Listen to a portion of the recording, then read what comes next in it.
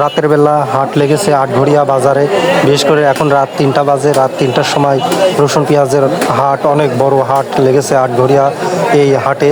আটঘরিয়া হাটে এখন কৃষকরা রাত্রিতেই বেচা বিক্রয় করছে, যেহেতু এখন সিজন, এজন্য বেচা বিক্রয় করার জন্য তারা রাত 2টা 3টার থেকেই এই হাটে চলে আসে। যে এসে বসে রয়েছে, অনেকেই ক্লান্ত হয়ে রয়েছে, বেচা বিক্রয় নেই বললেই চলে।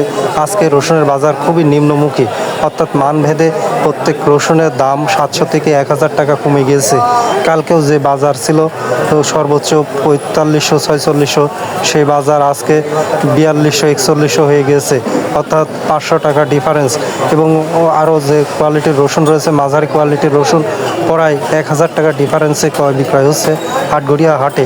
এখন পর্যন্ত কোনো কৃষক তার মাল বিক্রয় করতে পারি নাই, অনেকটা হতাশ। এভাবে যদি বেচা বিক্রয় হয় তাহলে কৃষকদের অনেক লস হবে।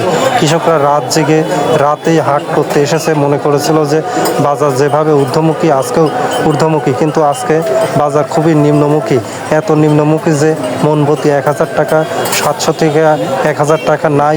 এতে কৃষক খুবই হতাশ হয়ে পড়েছে এবং কৃষকের খুবই লস হচ্ছে।